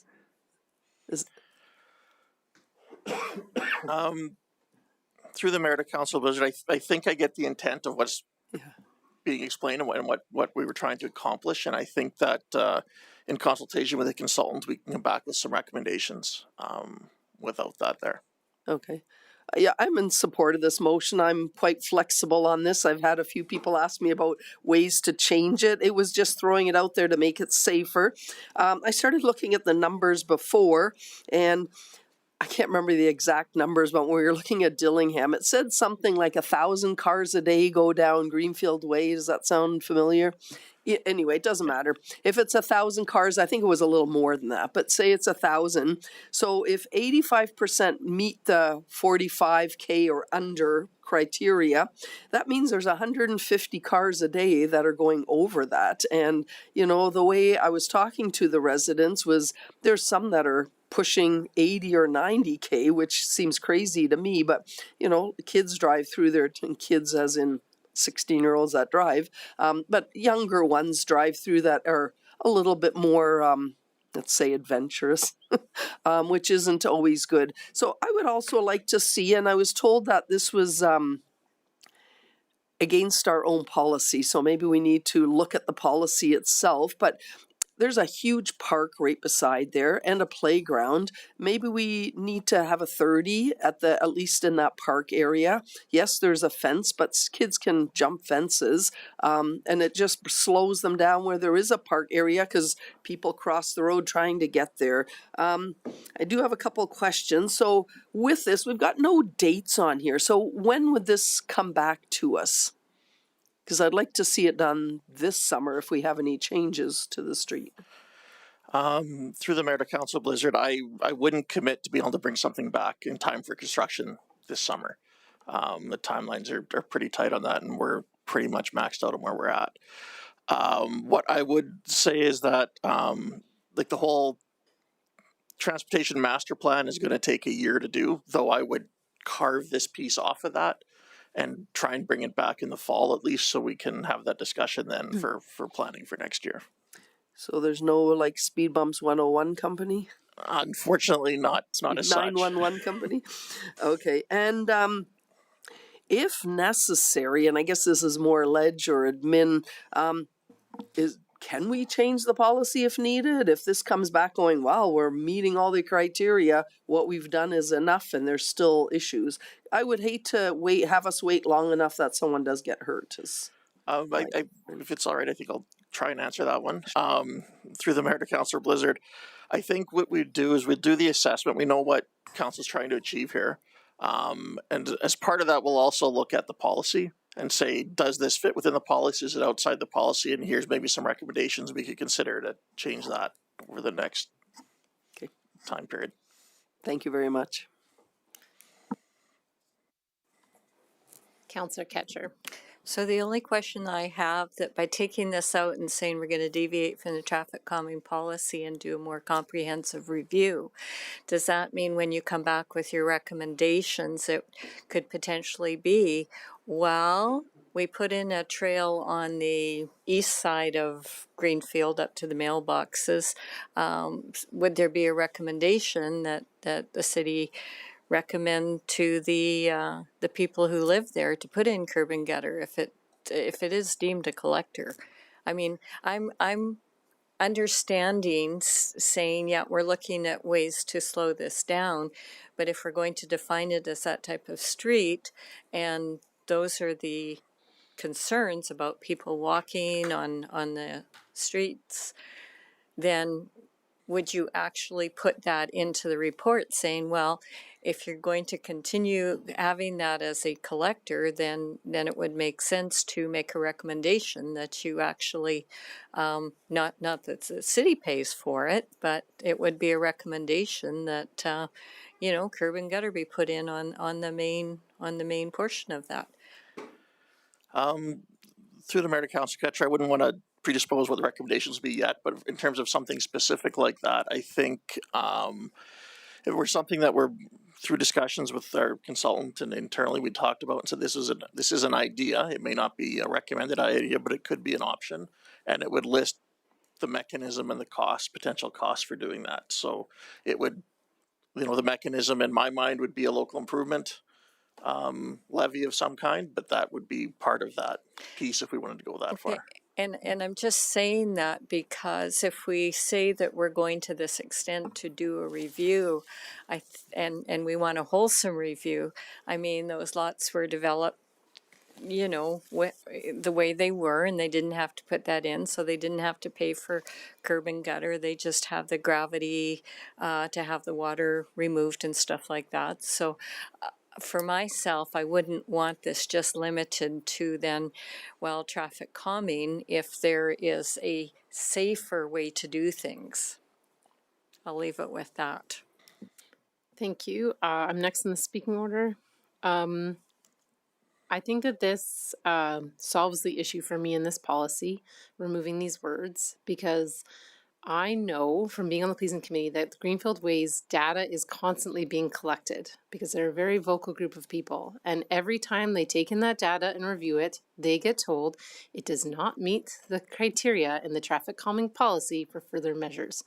So if we want additional stuff to happen, we have to take that traffic calming policy out And now I like the way that this would be worded, Greenfield Way, and consider additional traffic calming enhancements. And I think that that allows them to consider the road type, the fact that there's no sidewalk in parts, the part that's by the park, the part that's got unprotected paths.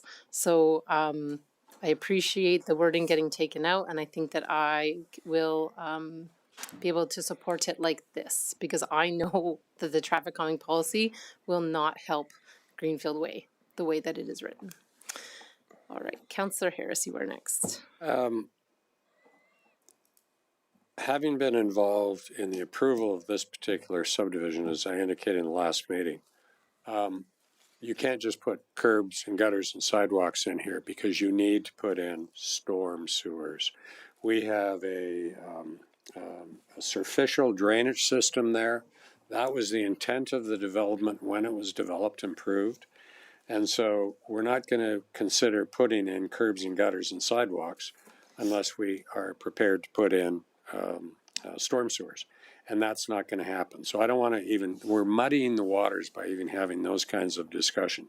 This is a speed issue, it's a traffic volume issue, and by taking this out, we can deal with this issue on a one-off situation now. But it does point to the issue. We're not going to see another development of this type going forward. Density and those changes that have happened. A country residential subdivision is not going to happen again. It's come and gone. And so we're not going to have to deal with that. But as it stands right now, I think we can deal with the issue of the speed issue or the volume issue by doing the type of review that will be happening. Take out this, and I'm fully supporting this amending motion, and I think we can move on accordingly.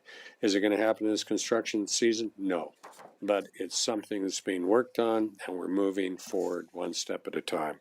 And so I support it in that context, and we're working to address the concerns of the residents. So I support this motion going forward. Thank you very much, Councillor Randhawa, on the amending motion. Yeah, I appreciate the amendment Councillor Wesley put forward. I'll still be supporting this and the overall motion. Thank you very much. Councillor Wesley, would you like to close on the amendment?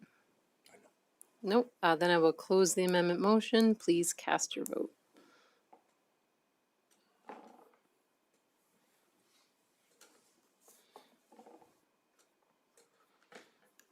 And that is carried unanimously.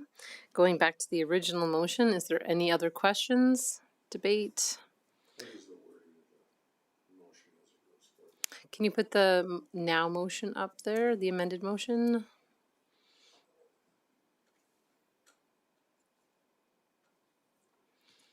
Thank you. Councillor Ketcher? Okay, I got to challenge you on a parliamentary one.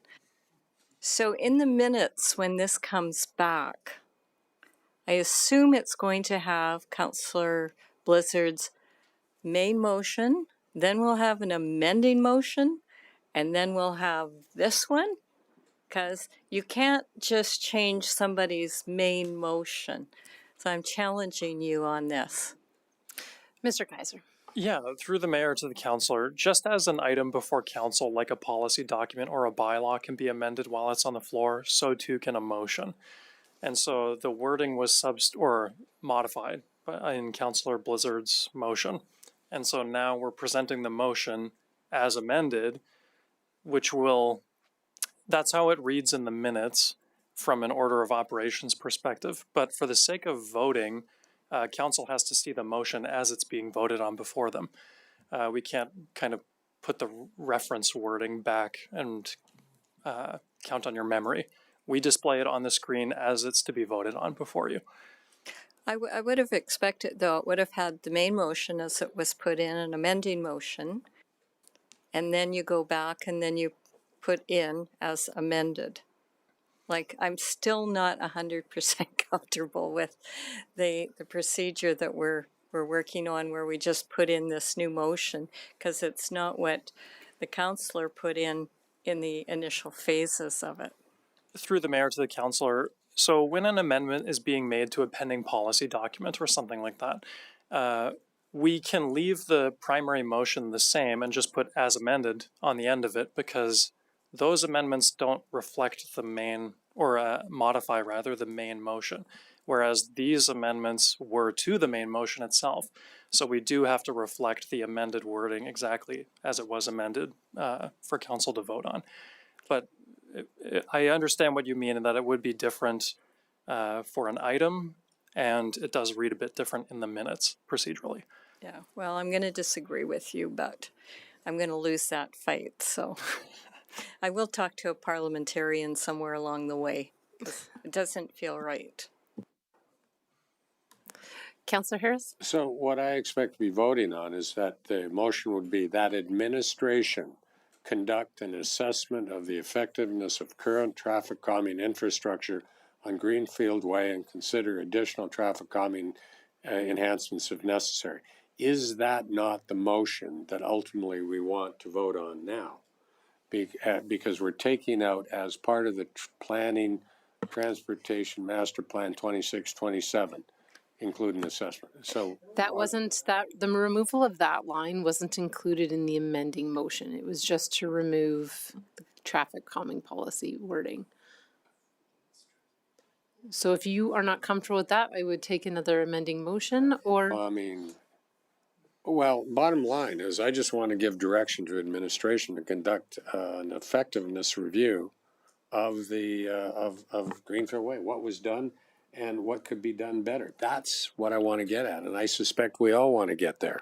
So whether it's a parliamentary issue or that or whatnot, let's move on. Let's just make a motion and vote on it. Mr. Schaefer did commit to bringing this before the entire transportation master plan.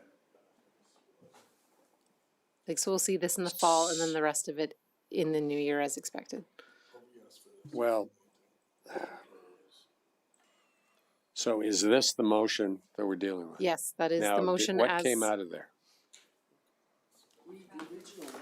The wording that came out of there was against the city's traffic calming policy. So we're not assessing it against the city's traffic calming policy, just on its Okay, effectiveness. all right, well, okay, we gotta move on. Okay, Okay, sorry, I was You're- confused. that's okay. You're good with that then? All right. Councillor Blizzard, do you have anything on close? No. All right, I will close the motion. Please cast your vote. If I could get my iPad to turn back on.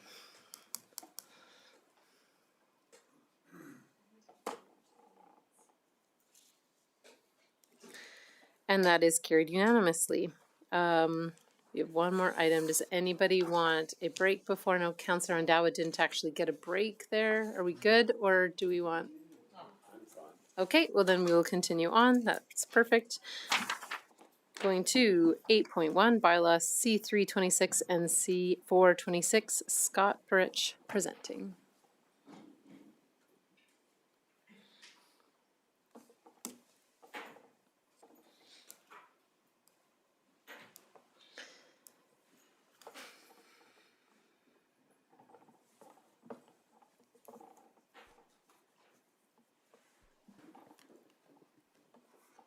Okay. So good afternoon, Mayor and Council. So my name is Scott Purich. I'm a planner here with the city, and I'm here to present bylaw C3-26 and bylaw C4-26 for first reading. These bylaws relate to amendments to the South Fort Area Structure Plan and the Land Use Bylaw to support future residential development within the Sienna neighborhood. So today's presentation will briefly walk through the planning framework, the sequence of planning approvals, application details, site location, the proposed ASP amendment, redistricting overview, administrative support, and public communications. So development within the city follows a legislated planning hierarchy. This begins with the municipal development plan, followed by area structure plans, neighborhood structure plans, then redistricting, and finally subdivision and development permits. So typically, your broader plans covering larger areas and general regulations are found at the top, like the MDP. And as you move down the list, you get into finer details and more focus on a specific portion of an area until eventually you are focusing on a specific parcel at the development permit stage. So this slide illustrates the typical sequence of approvals. The municipal development plan is the highest level plan that sets high level objectives, long-term vision of the city, and gives direction to land use, transportation, parks planning, economic development, and related matters.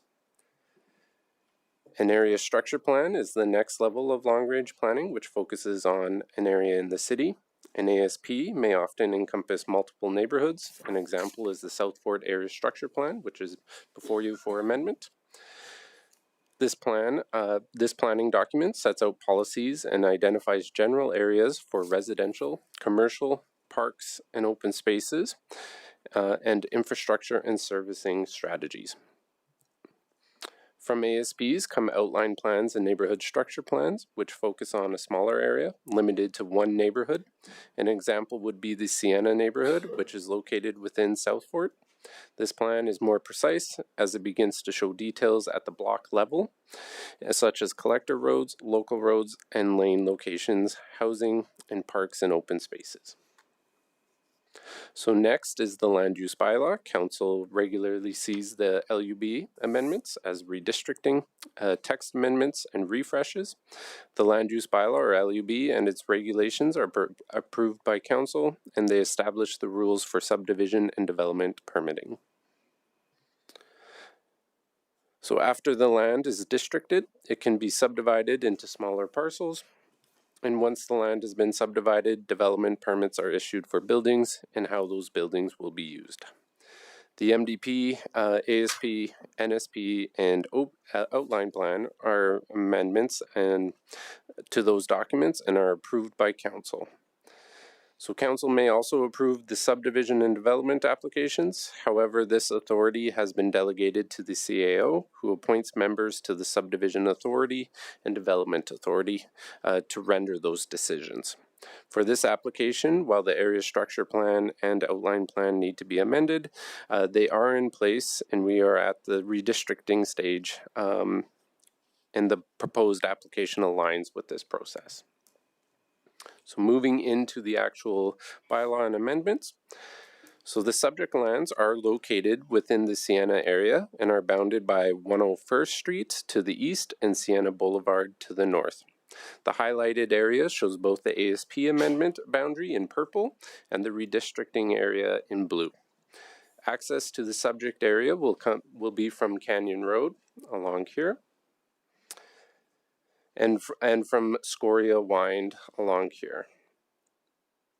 Additionally, the redistricting area will be located adjacent to a future park area. So park will be located in this space here. So bylaw C3-26 proposes amendments to the South Fort Area Structure Plan.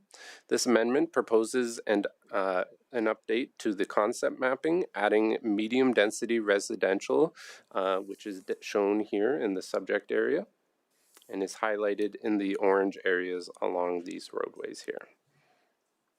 This change supports increasing housing diversity and more efficient land use. Bylaw C4-26 proposes the addition of a new land use district, the SAR, Sienna Attached Residential District. The lands would be redistricting approximately 0.75 hectares from urban reserve to RC, comprehensively planned, and approximately 1.29 hectares from urban reserve to the new SAR, Sienna Attached Residential District. This map just helps visually identify the areas proposed for redistricting as part of bylaw C4-26.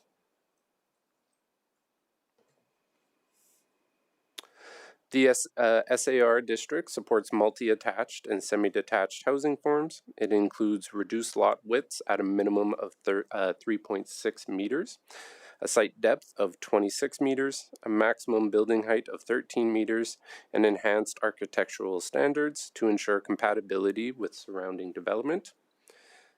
I would like to note that while the site width is a minimum of 3.6 meters, the physical width of any built house will not be less than 3.6 meters. And there is no reduction in parking within this district. So the proposal conforms with the municipal development plan. However, amendments are required to the South Fort ASP and the Sienna Outline Plan to align with the proposed land use changes and the new SAR district. More details regarding the Sienna Outline Plan amendment will be discussed at second and third reading should first reading be given. So administration supports this application due to its location near major transportation routes and future park space. The proposal also increases housing diversity, helping meet the needs of a growing and diverse population, aligning with the goals and objectives of the Municipal Development Plan and the South Fort ASP. So if council gives first reading to both bylaws, a public hearing will be advertised in accordance with the Municipal Government Act, and the target date set for a public hearing is April 14th, 2026. Administration is recommending that council give first reading to bylaw C3-26 and schedule a public hearing, and that council give first reading to bylaw C4-26 and schedule a public hearing. And with that, I thank you for your time, and if you have any questions, I would be happy to answer them. Thank you.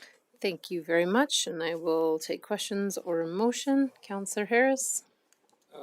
Question, looking at your maps, what type of development, DCA 06 and DCA 13, those lots look like, according to Google Earth, are pretty much built out now. It looks like DCA 06 is probably duplex, triplex kind of things with garages in the back, correct?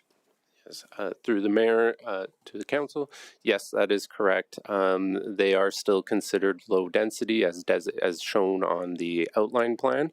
However, they are looking at, I believe it's either duplexes or multi-attached. Yeah, areas. and then DCA 13, looking at Google Earth, it just shows some of the residential portions of the development are built, but there are no garages at the back, on Google Earth. Are there garages in the back in that DCA 13? Sorry, through the mayor, I'd have to get back to you on that one. I'm not familiar with that exactly. Maybe.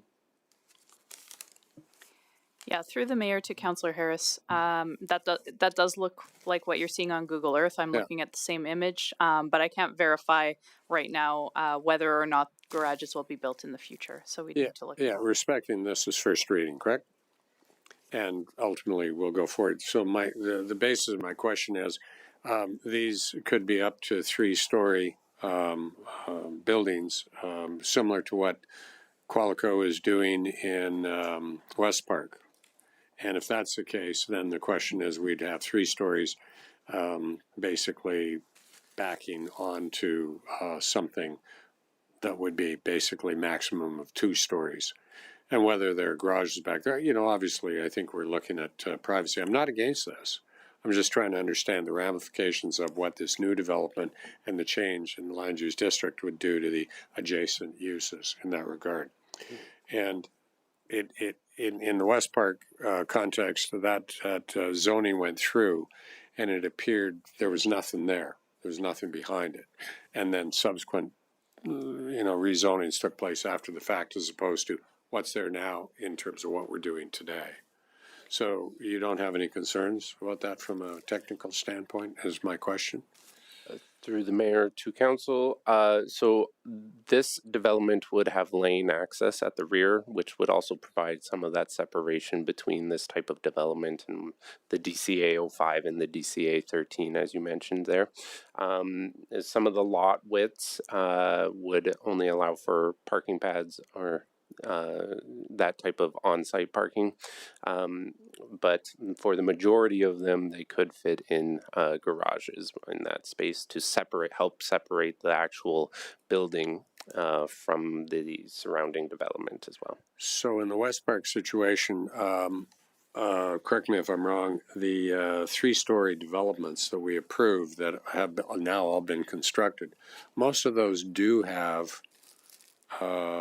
garages entered off of an alley. Is that correct? Sorry, through the mayor to councillor, that's correct. So basically, you got garage, entryway, utility stuff, you got second floor, and then you got bedrooms. Yeah. Typically is what it is. That's what we would anticipate here. Through the mayor, yes. Oh, okay, good. Thank you. Through Mayor Macon, if I can just also add to Councillor Harris, we will be taking a look at the outline plan at a subsequent discussion about this particular bylaw amendment. So there's more opportunity to see some of the details once the outline plan is brought forward. Oh, okay, good. Yeah, I realize that question was the cart before the horse, but ultimately it gets there one way or the other. Thanks. Councillor Wesley. Yeah, I just have a couple of questions, and I'm not necessarily looking for an answer today, but just maybe, food for thought. The original zoning for one of these parcels was originally low density, and we're shifting to medium density. What was the rationale that it was low density in the first place? So through the mayor, so the large intention of the outline plan was for low density. However, because this is located in close proximity to one of our collector roads there, we felt that it was prudent to allow for higher densities in this area and change over to medium density. So awesome. And just on maybe further onto that same vein, how does shifting this zoning, can we expect it to impact traffic, parking, road capacity, snow removal, all the exciting topics that we've been pretty much talking about a lot today, compared to the way it was originally intended and planned? Yeah. So through the mayor to Councillor Wesley there.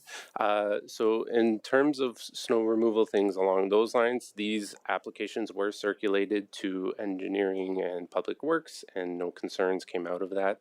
In terms of traffic, again, it was circulated and discussions were had about proximity to that major transportation route, and felt that it had capacity to handle this. Okay. Maybe one more? Why not? Looking 10 to... Oh, I'm getting the bad eye there. No, looking not at 10 all. to 20 years ahead, I'm just curious what the projected density is for the Sienna area. And does this particular set of projects move us closer to that, further away from that? So through the mayor, I believe that the projected density for the Sienna outline plan notes it at 35 dwelling units per net residential hectare. This would still fall within that range for the entire outline plan. I want to make that clear. Sorry. The actual density of the medium density designated areas would be higher. I believe it's between 35 to 70 for those actual blocks. Okay, awesome. Thanks, Scott. Councillor Ketcher. Okay, I was going to put the motion on, if Go that's ahead. okay. Yep. So I'll put on that council give first reading to bylaw C326 to amend Southport Area Structure Plan bylaw C823 to designate an area within Sienna as medium density residential. And I'll- just Go ahead. And just speaking to this, it's prudent to give any of these first reading. If there's any questions, we want the developer to come back and answer. That way the developer has an opportunity to be able to answer any of our questions. So, but legally, we should be giving it first reading. Thank you very much. Scott, I just wanted clarification. Yesterday, that public hearing was tentatively scheduled for April 28th. Has it been moved to the 14th? April 14th.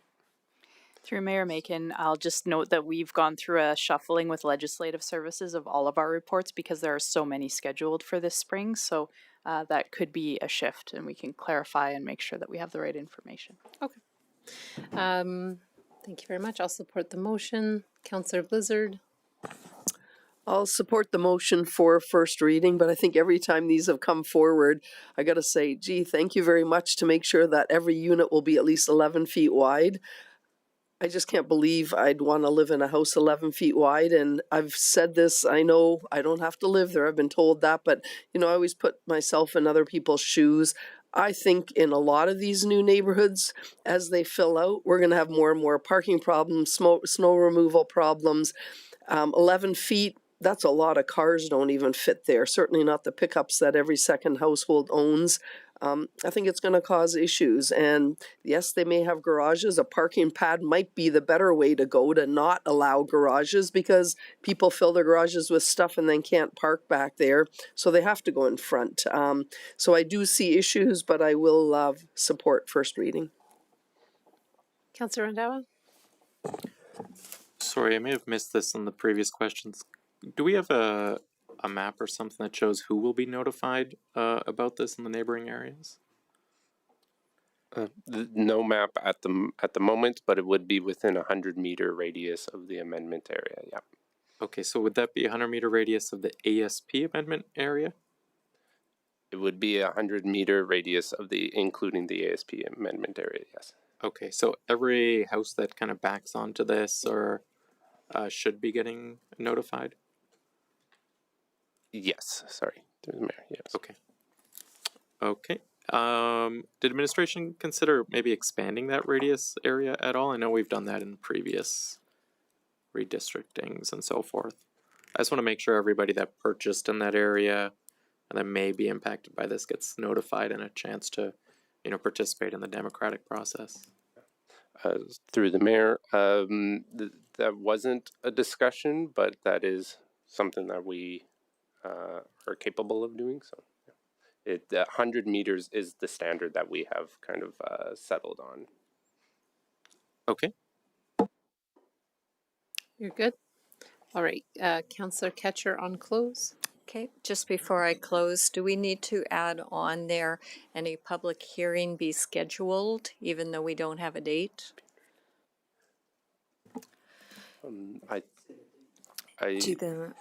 Sorry, through the mayor to Councillor Ketcher there, I think just maybe in reference to a future date would be sufficient. It doesn't have to specify a specific date. To the mayor, to the councillor through the mayor, that is a detail that we have included in past motions. It's optional. You don't necessarily have to include it. This item is scheduled to come back for public hearing and final readings on April 28th. So if council would like that included, we can do so. Okay, I'm just asking if it needs to be in there or not. If you feel it doesn't need to be, that's fine. Yeah, through Mayor Macon, Councillor Ketcher, we need to follow the requirements of the Municipal Government Act, and the public hearing for a statutory amendment such as this is a requirement. Okay, yeah, then I'm good on close. Thank you very much. I'll close the motion. Please cast your vote.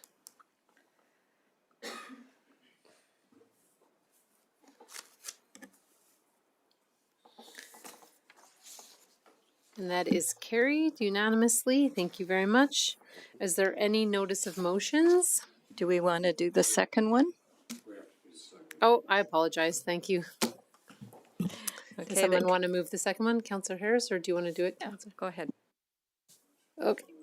Moving to it, it's not loading on my screen. All right, Councillor Nguyen. Go ahead. It's not Oh. loading on mine. Okay, Councillor Harris, 1 second. All right, Councillor Harris. I would move that council give first reading of bylaw C426 to amend the land use bylaw C2320 to accomplish A and B as in our report. Thank you very much. I'll accept the motion. Do you wish to speak to it? Just moving along. Okay, is there any questions, debate? Not seeing any. Do you wish to close? No, it's fine. Okay, I'll close the motion. Please cast your vote.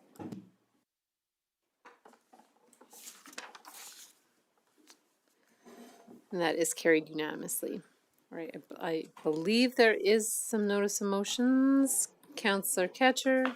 Okay, so at the April 14th, 2026 council meeting, I will move that the Commercial Revitalization Grants Program be amended to eliminate grant funds for interior improvements, including the grant stream for commercial improvement grants, and that the funding is only awarded on a one-time basis per eligible business, and that administration prepare a revised commercial revitalization grants policy and procedure to reflect these changes no later than May 27th, 2026. And I apologize, Councillor Ketcher, I missed the date. Did you say April 14th? Yeah. Perfect. And that was presented to, handed in. Services. Yeah. Great. Is there any other notice of motions? Okay, points of interest. I'll go first on that one. I just like to thank the food bank, the Fort Saskatchewan Nourishment Center, for the tour that they gave to council this past Friday. It was a great experience. They're a wonderful organization, truly making such a huge impact on our community. So it was really great to see the great work that they do. And I don't know what their secret is. They have over 200 volunteer shifts a week that they fill. And I just think that that is amazing. So kudos to them and thank them very much for their hospitality on Friday. Councillor Blizzard. Sorry, 1 second.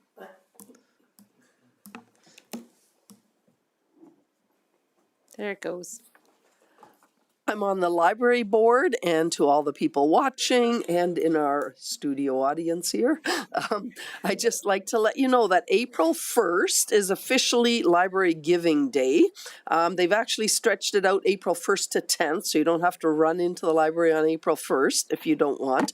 The idea behind this was to support our local library for more programs than they currently have funding for, just to expand the offerings, to add resources, services, and programming. You can donate by going into the library during that period, and then we will later release how much was raised during that period. You can also donate online. I don't think it'll go on here, but there's a QR code. You can also go to fspl.ca, and you should find links in there to Library Giving Day. And I will tell you personally, if you message me that you've donated, I have a little sticker for you.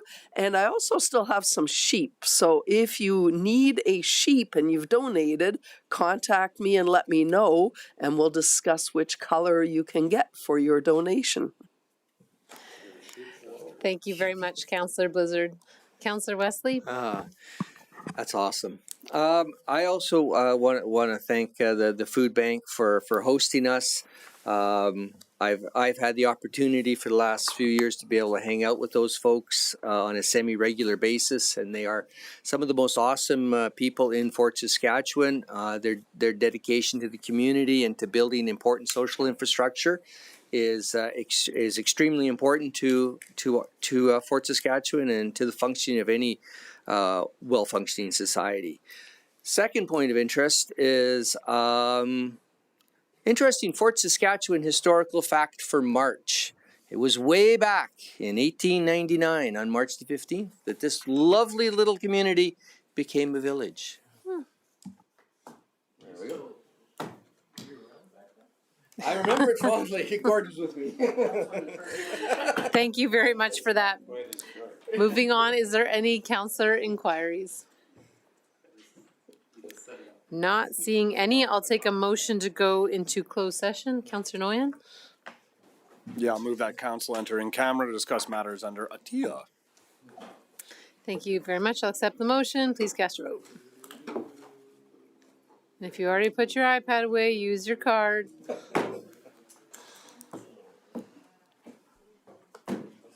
And that is carried. Let's take a 10-minute break for 25.